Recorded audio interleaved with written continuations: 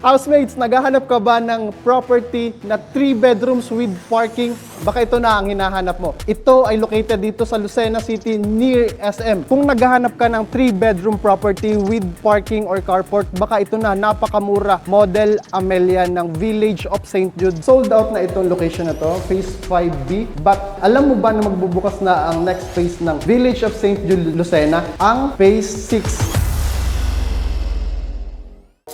Housemates, naghahanap ka ba ng property na 3 bedrooms with parking? Baka ito na ang hinahanap mo. Ito ay located dito sa Lucena City near SM. Hintayin mo ako dyan, lalabas lang ako. Ipipresent ko sa'yo kung gaano kaganda itong Model Amelia.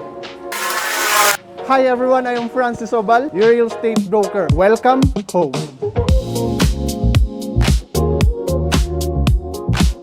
Housemates, kung naghahanap ka ng 3 bedroom property with parking or carport, baka ito na, napakamura. Model Amelia ng Village of St. Jude. Located ito dito sa Lucena City. Napakalapit mo lang sa SM City, Lucena, and big establishments around the area. Let me present you this house. So, ito housemates ang Model Amelia. Tatlo na ang kwarto. It has a 75 square meters minimum na lot area. Kita mo naman yan, may space ka pa dito, and as well as sa kabilang part ng iyong bahay. Meron itong 58 square meters na floor area. So, depende ang cut ng iyong lupa sa i-avail mong location ng Model Amelia. Depende sa block and lot. Pero lahat ng Amelia model natin, mostly ay corner lot. So, meron tayong mas malaking cut. Depende dun sa corner, housemates. And magdedepende ang total contract price ng Model Amelia sa cut ng lupa. I'll show you what's inside. So, nakita nyo naman, housemates, sa gutter pa lang panalo ka na pag nasa corner lot ang property mo. You have a space here na pag nagpabakod ka, pero pang extra space to put some of your things right here. Ano po? This is your carport. Kasya dito ang sasakyan, even van or SUV. You can also extend your parking area dito. Let me show you inside. Sa door natin, housemates, we have a metal door na.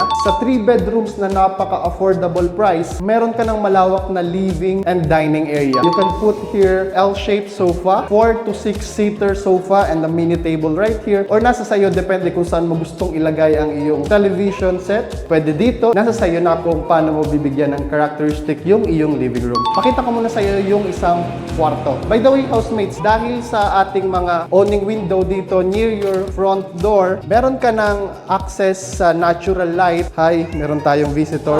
Again, housemates, meron ka ng awning windows dito para sa good ventilation and airflow. So, let's go to your first bedroom. Napaka-spacious. I think kasya dito even queen size bed. You have your sliding windows para pumasok ang hangin and syempre natural light. And then from your living room, you can have this area as your dining area. Ano po? So you can attach your 3 to 4 seater dining table dito. This is your another bedroom. Napakalawak, housemates. Since tatlo ang kwarto mo, if hindi mo pa naman ginagamit lahat, pwede mo itong gawing office area or working station. You can put here your computer desk or anything you want to do. Same as the other bedrooms, meron kang dalawang sliding windows na malalaki para sa natural light and airflow, good ventilation. Let's go to bedroom number 3. So malawak siya, kasya even lalaking bed. You can also put some cabinets wherever you want. And also, ayan, napakalalaki ng ating bintana para sa maaliwalas na hangin. Makikiraan po, excuse me.